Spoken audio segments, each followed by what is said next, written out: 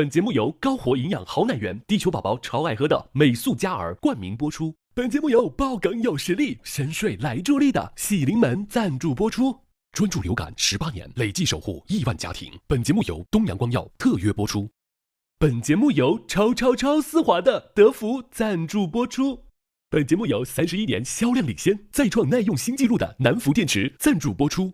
本节目由高能守护笑字有光的高露洁赞助播出。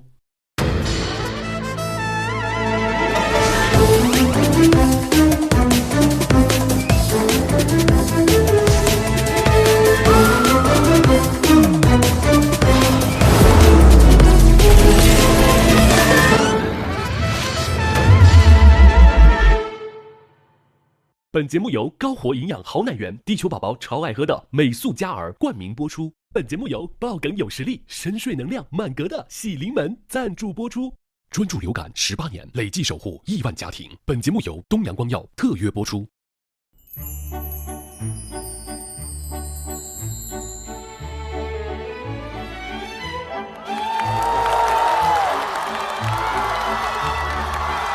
让我们热烈欢迎火星情报局副局长登场！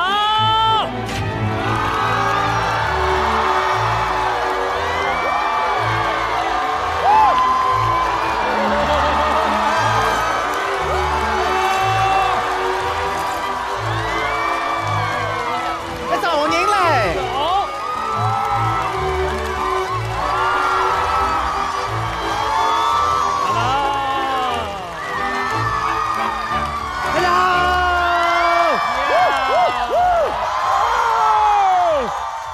在地球开会是最烦的，在火星开会是最爽的，因为我们是火星情报局。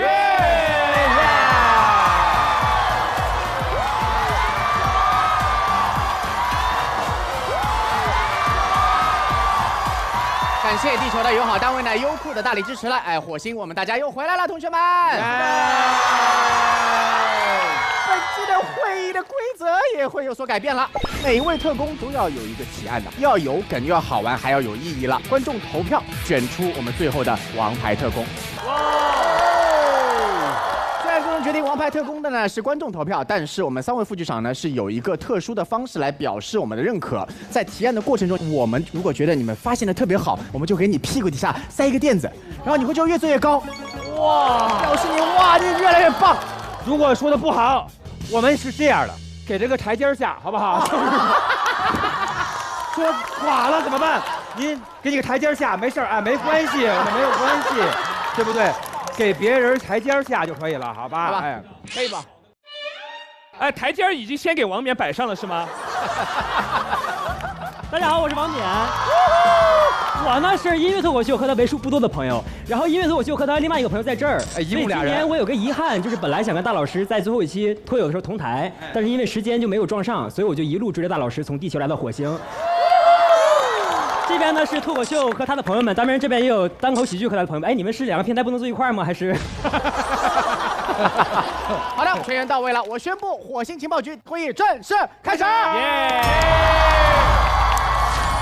大政委，第一个提案，你觉得应该让谁来负责第一个题？那当然，第一回要有我们的氛围，就是我们愤怒的刘伟，他来提案啦！我发现脱口秀真的冒号难冒号结束笑。哦，那边引号吗？那边引号，这是引号，引号啊，引号啊，各位，下去吧，头起来，该下去。我发现，这样我就在这，我发现，我就在这。刘伟不认识标点符号。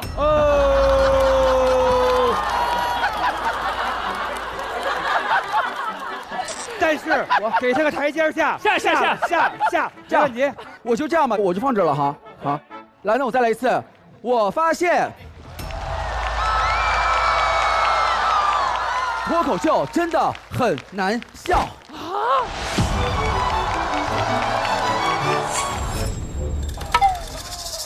第一个提案这么严肃，脱口秀真的很好笑，其实。啊，就推翻了。说实话，我自从录了火星之后，一直在攻克一个课题，就是如何让大家笑。所以我非常羡慕就是各位脱口秀的朋友们，因为我觉得你们的观众太爱笑了，就有时候笑的我吧，都觉得我自己不好笑。因为我自认为我自己也是一个很幽默的人，是，绝对是这句话爆幽默。哎呀，轻点打，孩子还小。但是有的时候在看脱口秀的时候，现场观众的笑点其实和我在那个屏幕前看的那个笑点有点不一样。哦，就比如说现场的时候，那个脱口秀演员一上去的时候，现场就笑了，哦，然后我就懵了，哎呦，笑太早了。对，我那天会想说，是不是我的笑点有点不太对劲儿？教主刚才喝水了，因为他想骂你。不是，我一喝水，他一看我，我又不敢喝了。你喝水就喝水，为什么是那种仇恨的眼神啊？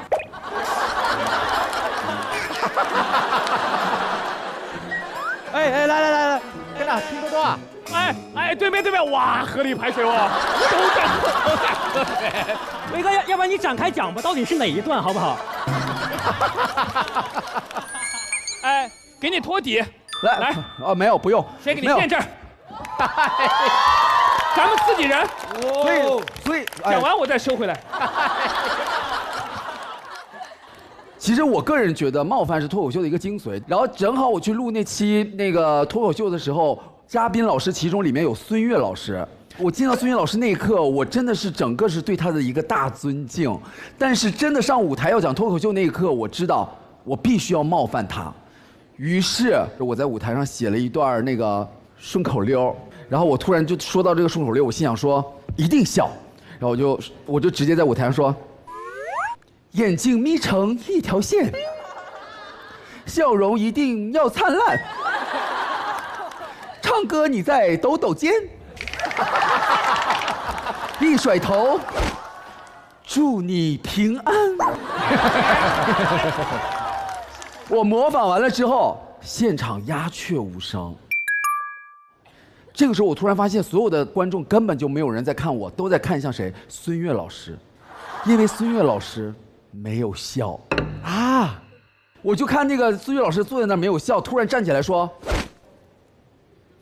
维维，我什么时候抖过肩？”然后我那一刻就觉得懵了，我说完蛋了！孙越老师质问我，我是一个特别尊敬人的人，我不想再冒犯了，反正也不好笑。我说孙越老师，我特别喜欢你的音乐，当我不 happy 的时候，我都会跳怎么 happy。我瞪大了双眼，怎么做就怎么 happy。孙越老师马上给我回了一个，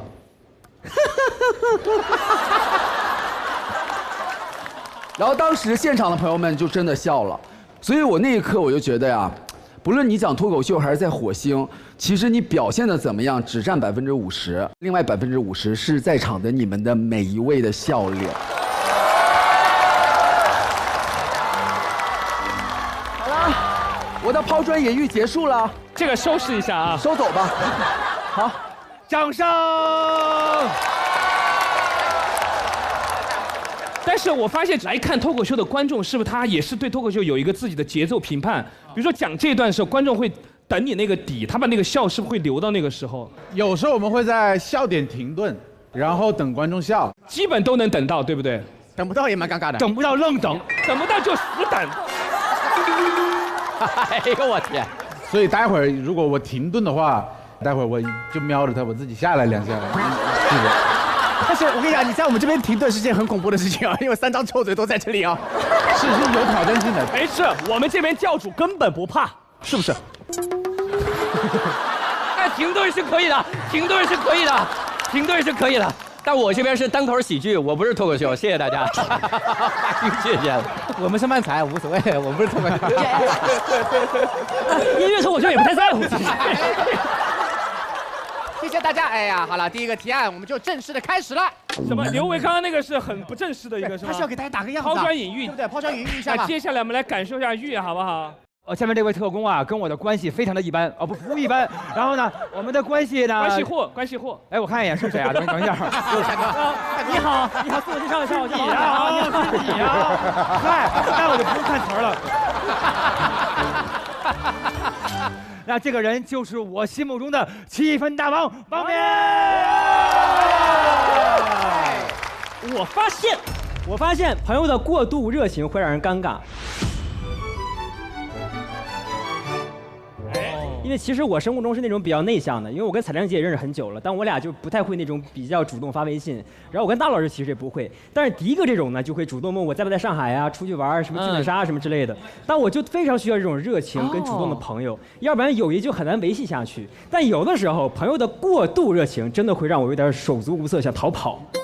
我想分享的是我第一次去贺哥。陈赫家的经历对，是我俩刚认识的时候，然后应该是21年吧，大家在上海吃饭，然后有一天应该吃到了凌晨2点半，但是大家就感觉意犹未尽，就总想再找个地方聚一聚。准备散的时候，赫赫就问我说：“哎，面面，你是不是没来过我家呀？”虽然2点半了，家里人肯定都睡了，但我就很开心，因为你去一个新朋友家里，说明你们的友谊升华了嘛。对对对，我就很开心跟他去。但我以为啊，就是到家里面客厅坐一坐，是不是？夜里2点半在客厅坐一坐啊？对，就要2个人坐一坐，小点声，因为家人都睡了。没想到他帮你按脚。到了赫哥家之后，他整个人就变身了。哈哈，可算来了。他就瞬间变成个导游，面对你何必呢？他面对你就分享嘛，就很兴奋，就从进门开始就拉着我，绵绵，角落呀，对，就快看，这是我的鞋墙，然后给我分享每一双鞋的来历，哎呀，然后就绵快，这是厨房。哇，你好矮啊，绵，这是厨房，哎，对，绵，我们把你抱起来看。你看，这是厨房，这是冰箱，你进去待一会儿。绵绵开到2楼，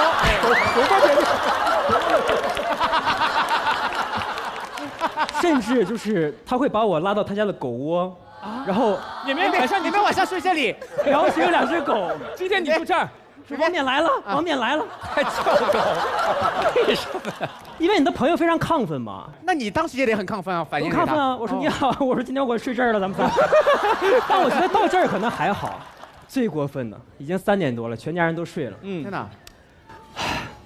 赫哥一路拉着我，我根本就不知情。赫哥一路拉着我，绵，走，这个是卧室，这是床，这是我妈。等一下，我有问题。阿姨休息了吗？不是，他的妈怎么会睡在他的房间里？是阿姨的卧室。然后他说：“你猜我爸在哪儿吧？”爸说：“在这儿呢。”爸爸在高板身后边。夜里3点家里来客人，好开心，好开心啊！爸爸在身后。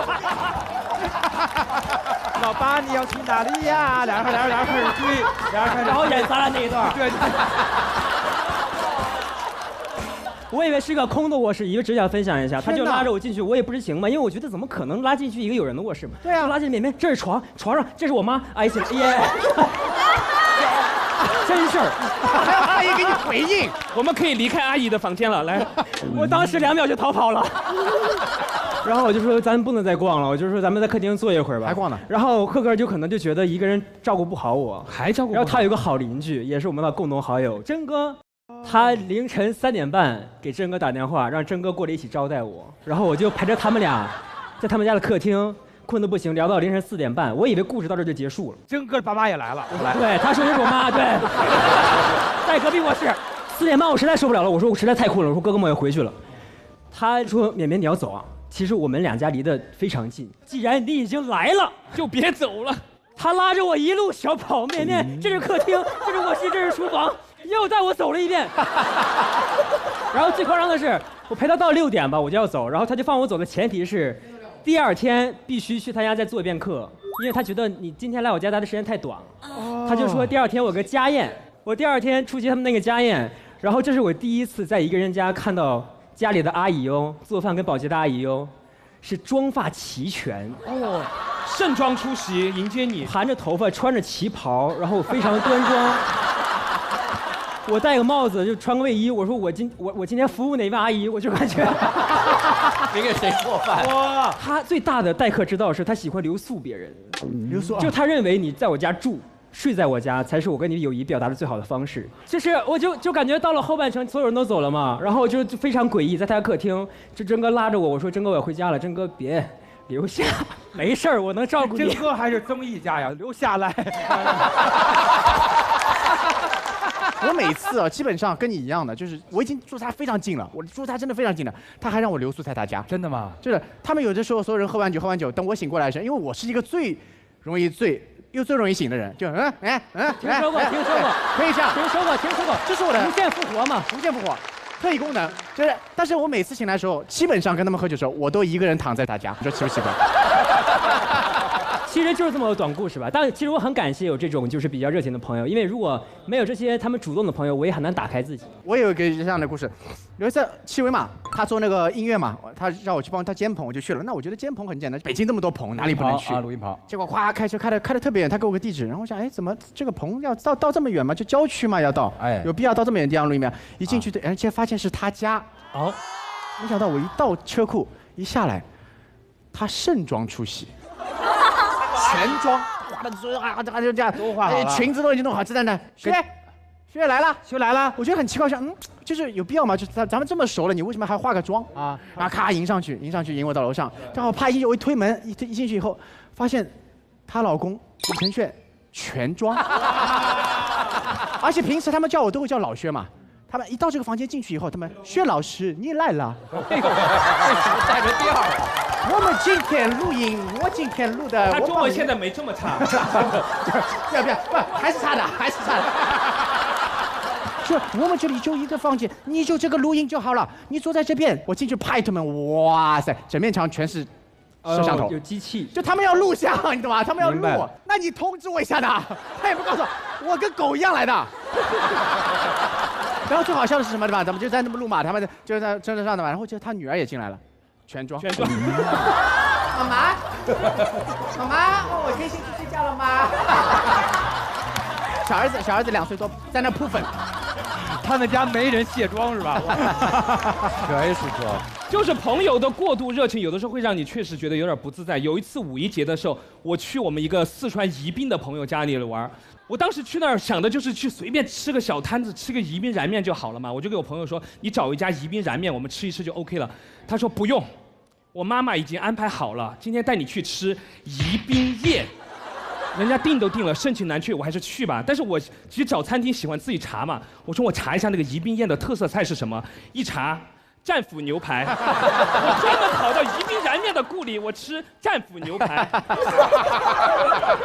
下午的时候我自己再去补了一个宜宾燃面，然后第二天的时候他们旁边有一个景点叫做蜀南竹海嘛，我说明天安排去蜀南竹海玩，他说迪哥放心，我都安排好了，到时候请你吃一个全竹宴。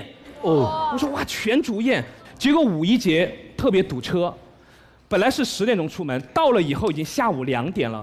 我朋友太热情了，12点就把菜给点好了，全凉了。我打开那个门的瞬间，那个餐桌还是个转盘，所有的菜都在转，冷得要死。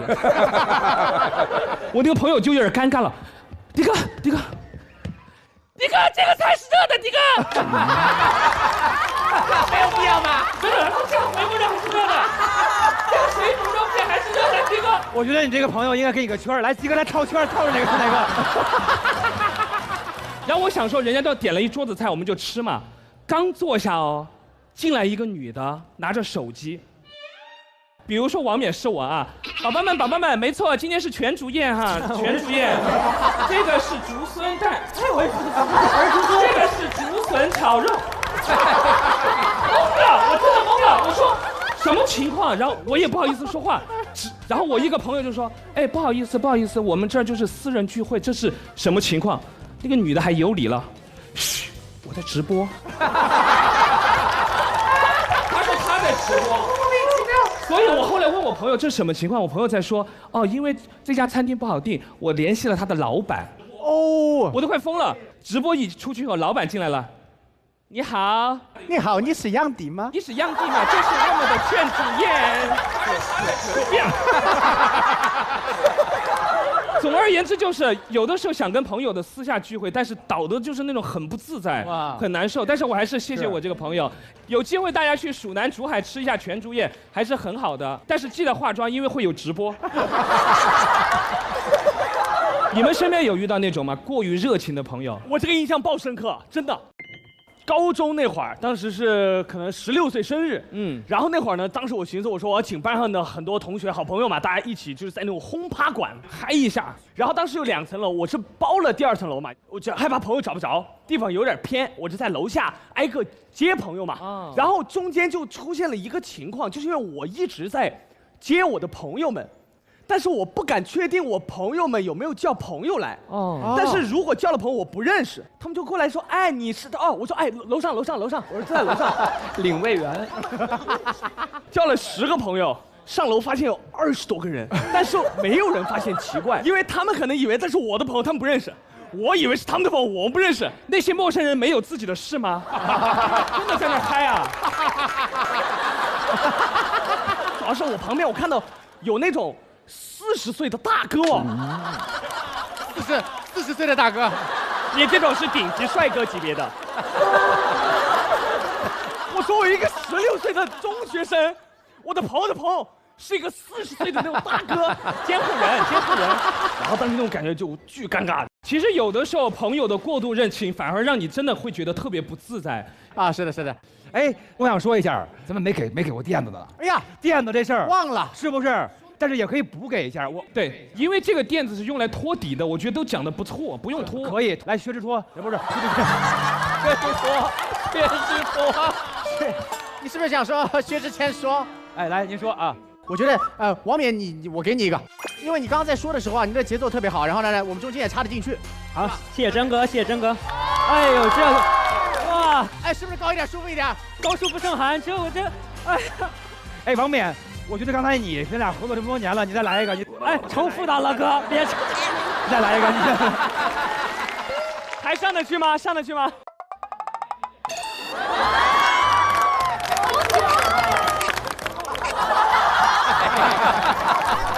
我们看看下一个，教主来了，让你们见识一下什么叫天花板。它比烟花小，给它垫上去。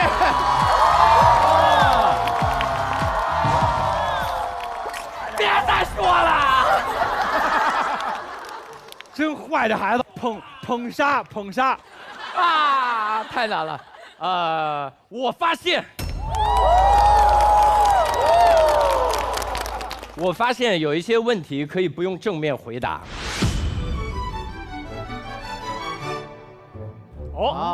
因为是这样的，我不知道各位年轻人在生活中有没有遇到那种，就面试的时候，然后那面试官会突然问你，说出你最大的缺点是什么，然后有的年轻人就真的会说我会忍不住整顿职场，直接就走了，好吧？然后比如说，哎，喝酒的时候，老板突然跑过来问，你觉得我这个人怎么样？天花板，你问错人了，你问错人了。问错人。再比如哈哈曹跑过来问你说，我穿这个衣服帅还是狗穿这个衣服帅？天花板，天花板啊！然后这种时候，我觉得大家完全可以不用直接回答，可以回答一个特别不知所云的，然后保护好自己就好了。因为你说实话有可能会伤害对方，你说假话有可能会昧良心。我有一个案例跟各位分享一下，我以前的工作，我们有一个领导，然后看一个下属不开心，比如说哈哈曹不开心，这领导就把他叫过来说，今天你有什么不开心都可以跟我说。然后他说，我可以跟你说吗？因为我对大领导不开心。那个就说，今天你对大领导有任何的不满，你都可以说出来，咱们所有的话就留在这个屋子里。然后那个人就很开心就说了，然后话果然留在了这个屋子里，就一个字不差的留，因为他录音了。背刺。他偷偷的录音下来，然后就直接给了那个大领导听，说你知道，其实哈哈曹不满意你很久了，你听这个录音，然后就把他开掉了。我自己学了个自保，我自己自保的方法就是，无论怎么样，你前面都说半句，正如你刚才说的那样。把对方也挂进来。你觉得哈哈曹怎么样？正如你刚才说的那样，很多衣服狗穿了都帅，他穿了不帅。这个好棒，懂了。就是比如说我跟大家讲，我杨紫这人真讨厌，正如你说的那样，那就算录进去也没有关系。推我这儿来了是吧？啊，好，反正你俩一伙的。拉一个人下水，然后这个方法非常好用，而且还有在一种情况下，我也想请教一下三位老师，因为三位老师肯定参加过很多电影的首映礼。没有，很少去。一次都没有吗？一次都没有，我还得知道看着你了。真会 Q， 我们仨人没怎么拍过电影，什么这些，杨迪还多一些，杨迪多一些，你还有一些。啊，其实电影首映礼其实很难的，因为你是被请过去以后，你就只能说好话。对，我们这个嘴说得出什么好话？所以基本上我真的很少去。我们老在北京首映礼，我太高兴了，我不敢拒绝。那你都去，这就是你搬去上海的原因吗？对，我还想搬去拉萨呢。我天！有的时候你真的看了很多的首映礼，那电影真的不好看啊！你站起来，你说哪一部？是哪一些啊？是谁拍的呀？这种时候怎么办？我发现北京情报局太难录了，重录了。就有的时候你个电影你夸不出口，你怎么办？我发现一个技巧，比如说《哈哈曹》里面，我只能拿你举例了，对不起。我知道你可以，那我举例挺好。比如说今天《哈哈曹》有一个电影，然后请我首映，然后他可能这个电影非常烂，但我站起来要说，这个《哈哈曹》的电影很哈哈曹。当形容词用，烂不烂交给别人判断，能明白吗？哦，如果有一个人说啊，那他就是觉得哈哈曹烂，但我没觉得，就是很哈哈曹，这个方法就 OK 了。学到了，学到了，该去还是可以去一下。而且我发现有一些明星，甚至我一些朋友们，他们会夸电影院的设备，是有病吗？音响太棒了，这爆米花炸。我发现只要避重就轻，瞎聊就能避免很多的问题。确实，学到了，学到了，懂了。哎，其实回答问题确实是一门技巧哈。是。要不然咱们现在当场考考他，看看让他回答问题，好吧？哦，考。行，看看你的临场反应能力如何。没关系，天花板怕什么？得罪人的小凡帮我答。我打个比方好不好？好，对面这么多很厉害的冠军，是不是啊？天王，你觉得如果他们去参加你的那个喜单的话，你觉得他们能在你们的节目里面得到第几名？尤其是漫才兄弟，他们第1名。他们会碾压富航。不是，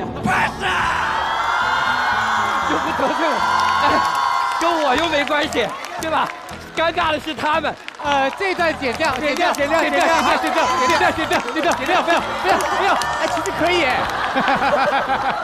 正如漫才兄弟说的那样，他们会碾压富航。正如教主说的一样，他来我们节目也是碾压我们的。对。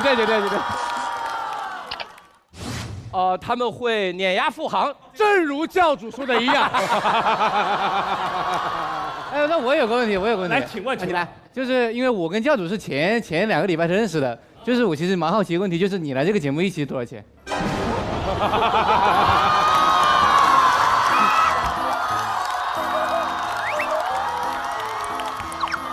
天哪，好敏感的话题。它的价位很教主，是吧？我的价位很教主，很教主。你们的是不是要平分啊？你们俩是不是要平分？所以应该是你们的2倍。所以你是300万是吗？给你还抹了0吗？真是。你们2个怎么知道对方一定跟自己一样呢？要不你俩左右耳告诉我一下。没有啊，应该。哥，这边节目搞我们，我还写3个体验呢，我还，他赚这么多他们。哎，只有哈哈曹在困惑，还给钱呢。哈哈曹花钱来的，大刀花钱来的，打车还打了7、8块呢。不是只管饭呀，他们说就。我也有问题。哎，彩铃要问，哎，您说啊，那个俞敏洪老师有罗永浩老师说那么烦人吗？哎，这个就是真的来了啊！于老师最大的缺点就是有的时候他太于老师了。正如罗永浩所说，而我心中的观点应该跟董宇辉是差不多的，然后别提我了。3位老师，我们在网上都刷过您3位的各种高情商的回复，甩到我们身上了。我经常刷到您说杨迪幽默化解一切尴尬。看来这个营销还是有用啊。大张伟老师能接住一切的梗，哪怕这只是一个柿子，他都能逗笑大家。对，绝对是啊。大老师，您觉得您去我们那档脱口秀节目的话，会不会比我们的评委更专业、更懂脱口秀？不会。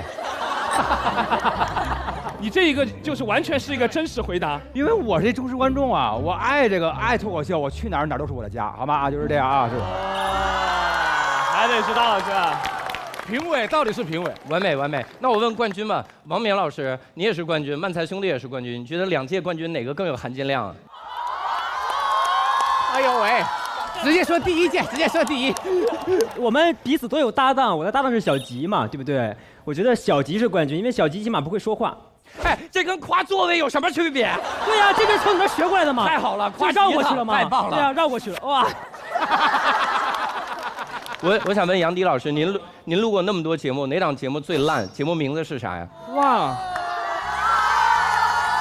这个你说过，就上次你跟我说的那个。说实话，这个问题我还真想过啊。其实往往很多时候不是节目烂，是人烂。那是谁烂了？谁嘞？什么样的人最烂呢？在节目上刁难我的人最烂。有。哎，你在喜单不是第5名吗？你觉得去脱友你能第几名？我去脱友应该能当导师，不是，不是，好，就剪到这儿。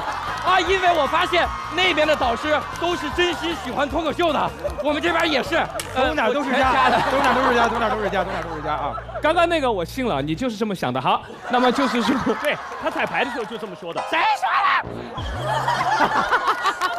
我上回碰见一人跟我说，哎，你自个儿知道你像大张伟吗？那你怎么回答这种问题？你就是大张伟啊。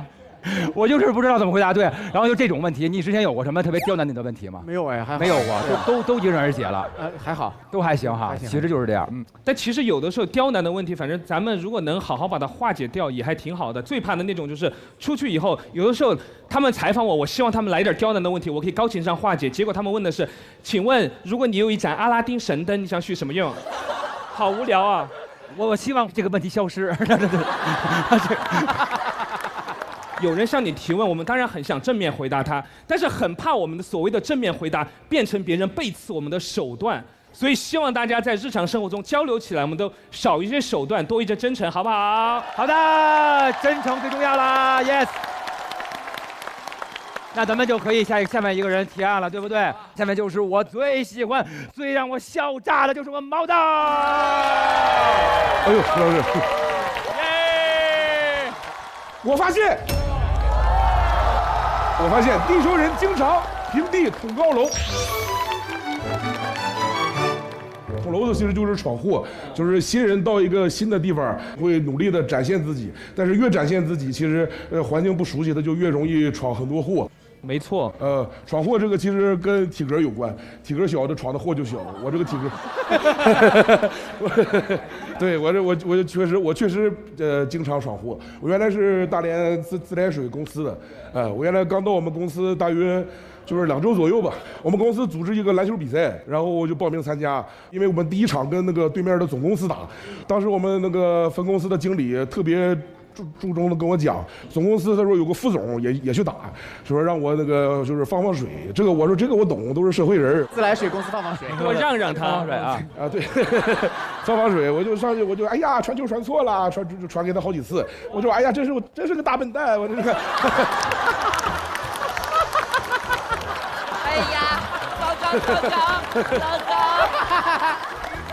但是我放水已经放成这个样子了，就是跟我对位的那个大哥，他就是小动作特别多，打球特别脏，他就一直那么肘我，还绊我，还会撞我，然后会各种小动作。哎呀妈呀！关键是裁判也不催的，我打到下半场的时候，那个副总啊他下去了，我就说我该让这个大哥看看我真正的实力了，我就上去我就啪。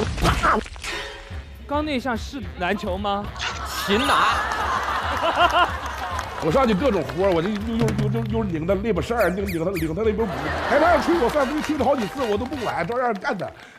后来我们那个交了个暂停，下来之后我才知道，就是一个集团公司啊，他有好几个副总，就是我跟我对位那个大哥也是其中一个副总。跟我讲完之后，我就非常懵，知道吧？上台之后我也不，我回到场上我也不敢防他了。但那个大哥他那个气啊，他没消，我就他要使全力要撞我，但是我不敢跟他撞了。他一撞我就闪开了，他就在我眼前来了个就立定跳远，知道吧？摔了。他从3秒区的这边跳到了这边，一头就栽地下了。然后我就扶他，扶的时候我就感觉到手嘎哒一下，我说领导应该是断了。然后2周之后，我们公司开那个安全会议，他还过去主持，当时就是挂在这儿了。他过来的时候还特意说：“我知道你们公司年轻人挺有冲劲的。”这种属于总公司捅的娄子，就是我们分公司是负责那个管道维修什么东西的。有一次我就是快下班了，我接了个电话，分公司的经理告诉我，他在一线维修水管，他的一个小区要停水，有个系统发短信就提醒这12000个用户晚上7点停水。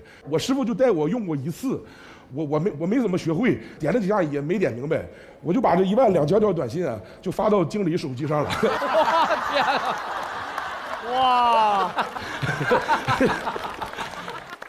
经理给我发了4条60秒的语音，骂我。他一边骂我，我都能听到那边震动的声音，就是你小毛啊，说你那个脑子，你是不是有病啊？后来给我分配到一线，就是修水管去了。我接着干的第一个活也是捅了个小楼，这个楼子比较小一点，就是当时我们那个接到个投诉，有个楼说停水1周多了，我们过去检查，有一个楼停水1周多了。对呀。里面的人都应该。那个大姐打电话，情绪特别激动。大姐说她老伴儿坐在轮椅上，停水1周都粘在轮椅上了。你这篓子还捅的不大呀？他说小伙，他要再不洗澡就撕不下来了。还是很能忍。大姐说。他在家就是拿点这个矿泉水，拿电磁炉烧一烧就擦他身体，这电费都用的特别多，让我们赶快修。检查要拿那个电钻给地下打个眼儿，结果一个电钻打下去，我给那个楼的电缆打断了，砰一下，冒烟了。哎呦我天！哦，又停水又停电啊，电也给他停了。大姐又抻出头，小伙怎么没有电了？我说大姐，那个电费的问题我给你解决了。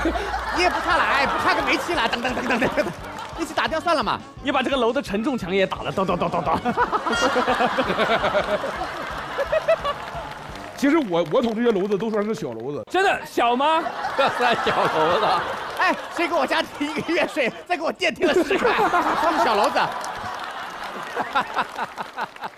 我们公司曾经有个大哥，他是给铺设主管线、自来水主管线主管线的，主管线2米多，特别粗，特别深。他把那个管就是往下顶的时候，应该横过来，他就没横过来。你是说打那个打桩机嘛，对不对？咚打下去以后，整个人下去以后，人横着打。不是，他是一个机器往里铺设的。他往底下就打得特别深，他由于操作失误没有把管横过来，那管直接就打到地铁里去了。啊！打到地铁里，真的，地铁司机干了一辈子，第一次上班时间看着太阳了。哇，牛！而且他把地铁刮了，停运了，真的当时很严重。他提前下班回家，他怎么跟他老婆解释？我老婆不好意思啊，我今天上班就是那啥了，我车刮了。老婆说你不开地铁的，你车刮了。来，毛豆必须的，来，你先接着讲。就是其实我现在全职讲脱口秀，大家也能看出来，我不是多么热爱脱口秀，确实是自来水公司干不下去了。但是我发现捅篓子的一个好处就是，如果你经常捅篓子，领导绝对不会给你指派多余的活。就是我在公司的那3年，从来没加过班。不敢。对。就是领导只会担心你手里的活你自己能不能完成好，他不会让你加班的。有的时候同事像加班去维修啥的，我说领导那我呢？领导说你先回去待着吧，我有事我叫你。他后来去脱口秀之后，全场欢呼，说终于走了，我们这边蓄电了。其实那个我这个捅娄子其实有技巧，就是小娄怡情，大娄有点就会开除。你就在小篓子里面一篓接一篓的捅，你就在小篓子里面捅出个 loft， 其实都没有关系。捅出个 loft， 但是一定要注意的就是节奏，就是捅篓子的节奏，那个篓和篓之间的节奏一定就是快慢一定要掌握好。我管这个节奏技巧叫辅篓。炸炸炸炸炸炸炸炸炸炸炸！谢谢大家。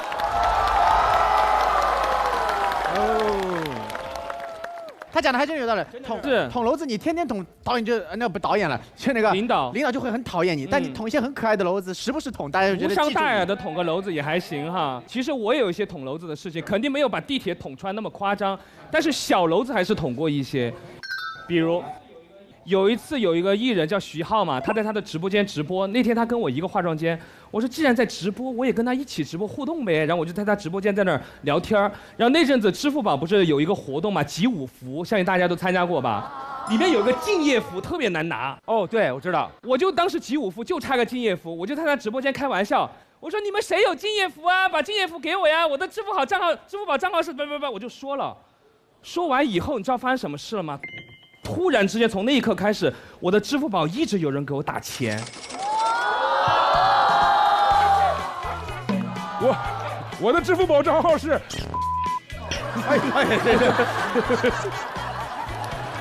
他也打的不多，一毛一毛的打，就好多人打到我就没有办法退回去了。哦天哪！当时支付宝不是几亿人一起分嘛，每个人大概分了20多块钱，我没有敬业福，我一个人攒了50多块钱。我比那些集五福的人还多。之后那个徐浩的直播间说你涉嫌金钱交易，你的直播间马上要被封了啊！吓得我都不敢说话了。然后我说我那个钱应该怎么办？是不是应该退给别人？我又退不回去，因为那些账号都是分散的，你很难退，而且几百号人，我都疯了。我说这个钱应该怎么办？但那笔钱我就捐到那个什么公益种树啊什么那个地方去，就是算是大家的公益资金了，因为我没有办法，不然已经有点非法集资了，好吓人。反正就这种捅娄子还是要小心点。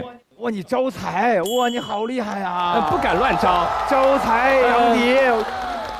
我也想到一个小时候捅娄子的事情，就是我班当时有一个同学，他学习成绩特别好，老师特别信任他，但其实他是又聪明又爱玩的。我俩也经常逃课出去上网什么的。然后有一天周4，我俩晚上出去上网就上得很晚，然后他就想给老师发短信，说明天老师我请个假，肚子疼，然后就是他想多睡一会儿，但是他不会那个定时编辑短信，所以就让我帮他编辑，我就编辑个老师我肚子疼，6点半发的，然后早上6点半周5的时候老师就收到了，但是我定的是每天发送。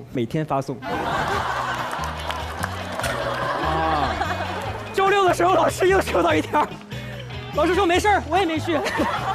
然后老师在班里再也不相信他了。刚刚说到那个短信，我又想到一个事儿，就是你以为把这个娄子已经解决了，结果捅了更大的娄子。因为有一次我的手机号不是在网上被爆了嘛，全网爆，我那个手机号被注册了1万个网站。你只要用手机号注册，他就给你发验证码，各种网站给我注册满，各种相亲网站，这个网站，然后我就看。还把我注册成骑手了。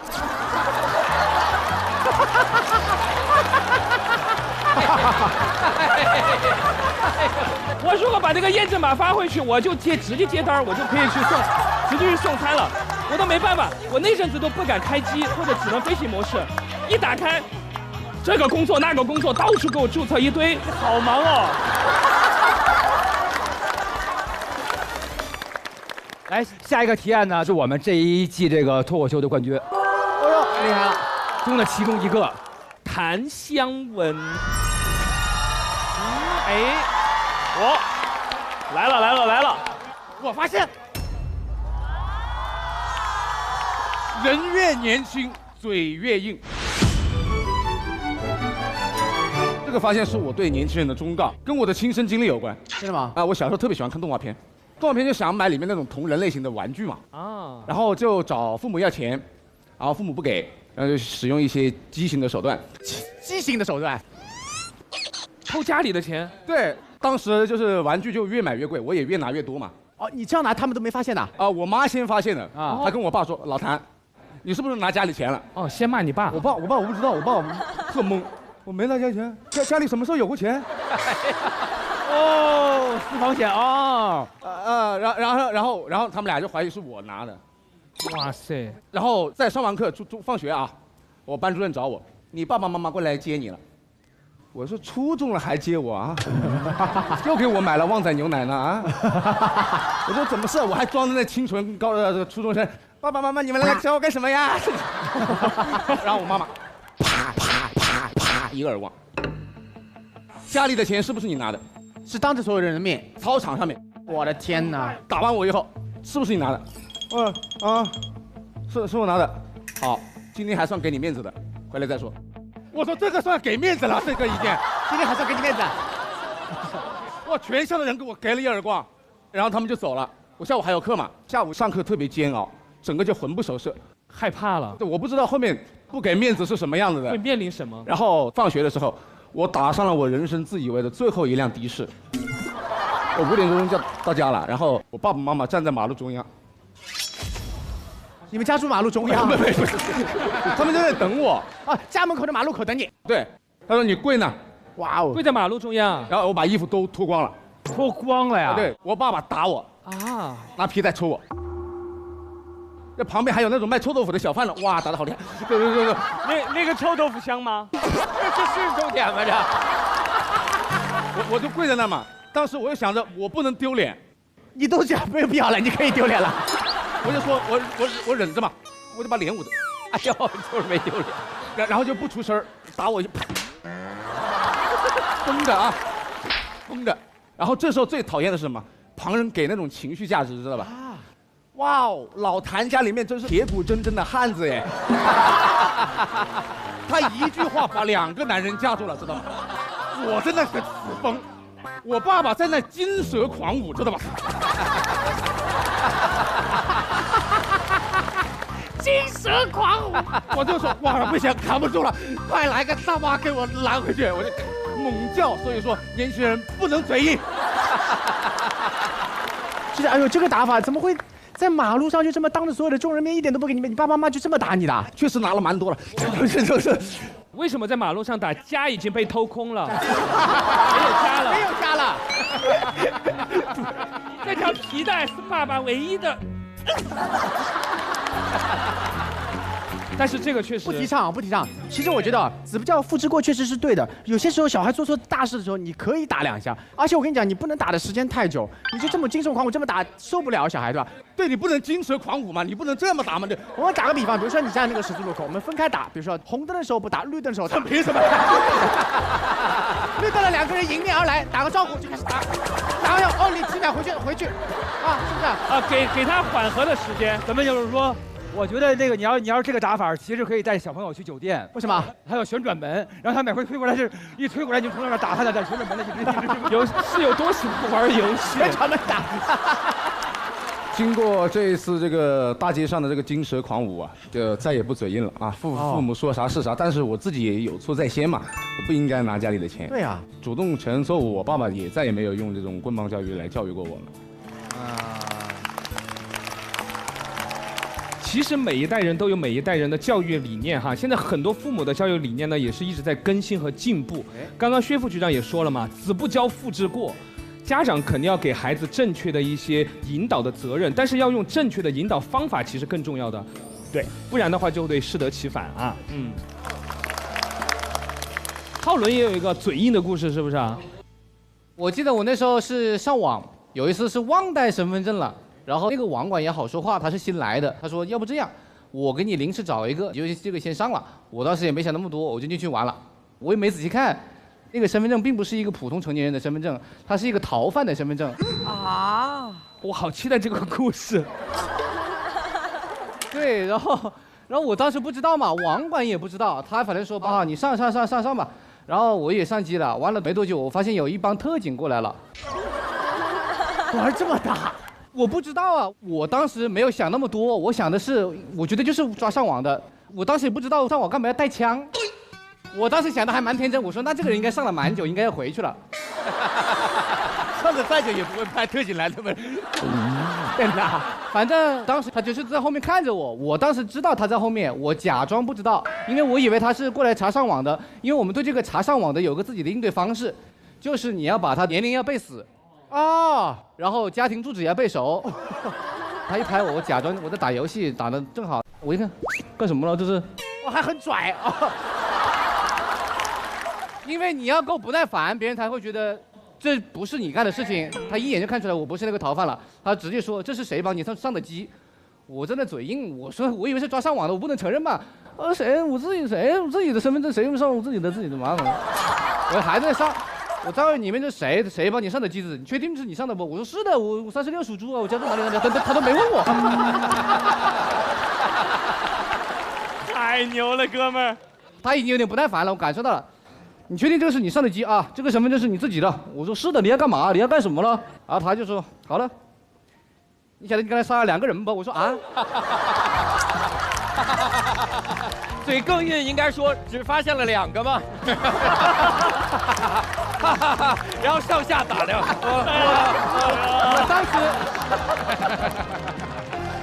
我当时真的以为我说是上单和打野波，他们2个死在塔下的是我杀的多了。我说这未必还可以报警呢。我当时真的没有意识过来，对面打游戏的杀我报警 ，CS 打 CS 打报警报警。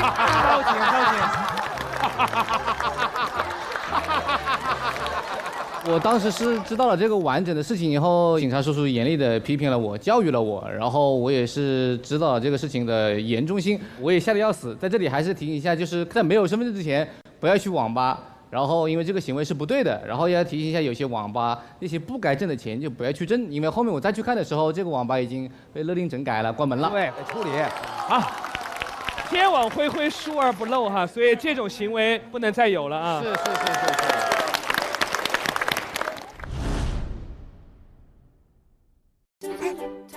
您当心，让我来，您先吃块德芙，坐等享福吧。新年有德福，一块传福气，福气相传，年年得福。